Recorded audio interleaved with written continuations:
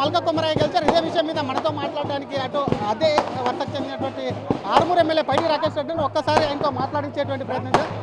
మీ ఉత్తర తెలంగాణకు సంబంధించి మరొక్కసారి బీజేపీ కంచుకోట అని చెప్పి నిరూపించబడిందా? అవును, ఉత్తర తెలంగాణ కాదు, మొత్తం దక్షిణ తెలంగాణ తక్కువట్లేం రాలేదు. ఈ విజయం నిరంతరం కొనసాగే పరంపర. ఇది తెలంగాణ ప్రజలు కావచ్చు, ఈరోజు తెలంగాణ ప్రజలకి అంకితం ఈ విజయము. ముఖ్యంగా ఈ తెలంగాణ సమాజానికి విద్యాబుద్ధులు నేర్పిన ఉపాధ్యాయులు ఈరోజు ఈ విజయాన్ని సాధించి పెట్టారు.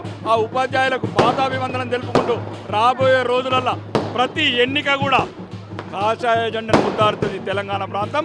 ఇప్పటికైనా కాంగ్రెస్ నాయకులు బుద్ధి తెచ్చుకొని తెలంగాణ ప్రజలకు ఏమైతే మోసం చేశారో, మోసపూరిత వాగ్దానాలు చేశారో ఆ వాగ్దానాలను పూర్తి చేసి మీ నిజాయితీ నిరూపించుకోవాలని కోరుతుంటారు.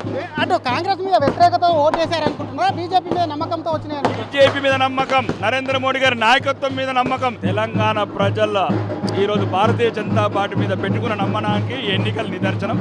ముఖ్యంగా ఈరోజు గౌరవనీయ ఉపాధ్యాయ వృత్తి తెలంగాణ రాష్ట్రానికి విద్యాబుద్ధులు నేర్పి జాతీయ భక్తి నేర్పే వ్యక్తులు మాకు శక్తిగా నిలిచారు. ఈ విజయం నిరంతరం పరంపర కొనసాగించి తెలంగాణ సెక్రటరియట్ మీద కాషాయ జెండా ఎగిరేసే వరకు విశ్రమించవు. ఇదే విద్యాబుద్ధులు నేర్పినటువంటి టీచర్లు నల్గొండ, కరీంనగర్, ఖమ్మంలో మీ వైపు ఎందుకు లేరు? మేము ముందు నుంచి చెప్తున్నాం. అప్పటికి కూడా సుమారు 3,000 ఓట్లు వచ్చినాయి. మొత్తానికే ఏమి లేని చోట పువ్వులు పోయించాము. మొత్తానికే ఖమ్మం కావచ్చు, నల్గొండ కావచ్చు, కొద్దిగా ముందు నుంచి కూడా మేము బలహీనంగా ఉన్నాము. అది ఈ రోజు కూడా మాకు విజయం కిందే లెక్క. ఎటువంటి పూలు ఉయ్యని చోట సుమారు 3,000 ఓట్లు తెచ్చుకోమంటే అది కూడా విజయం కింద లెక్క. ఉత్తర తెలంగాణ అనేది ఇంకా అడుగు పెట్టడానికి వీల్లేదు. ఏ హమారా తెలంగాణ హై, ఏ భాజపా కా లియే దిల్ కా ధడ్కన్ హై. గ్రాడ్యుయేట్ కు సంబంధించి ఓట్ల లెక్కింపు జరుగుతుంది. మీ అభ్యర్థి లీడ్ లో ఉన్నాడు ప్రస్తుతానికి. అయితే మా అభ్యర్థి కాదు, భారత మాత ముద్దు బిడ్డ భారతీయ జనతా పార్టీ అభ్యర్థి. ఈ దేశానికి, ఈ ధర్మానికి, తెలంగాణకు న్యాయం జరగాలంటే భారతీయ జనతా పార్టీ గెలవాల్సిన ఆవశ్యకత తెలంగాణ ప్రజలు గుర్తించారు.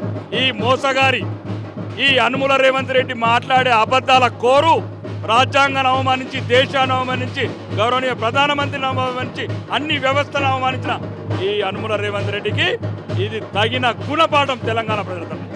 వచ్చే लोकल बॉडी इलेक्शन కొనసాగుతున్నా? लोकल ऊपर सबका सब इलेक्शन जीतेगा हम लोग. एक इलेक्शन नहीं है. लोकल से लेकर दिल्ली तक हमारा है. दिल्ली भी हमारा है, गली भी हमारा है, తెలంగాణ సెక్రటరీ भी हमारा है. ఉప ఎన్నికలకు సంబంధించి వస్తున్నాయంటే ఉప ఎన్నికలు వస్తే ఇంకా బీజేపీ జెండా తొందరగా ఎగరేస్తాం అనుకుంటున్నారా?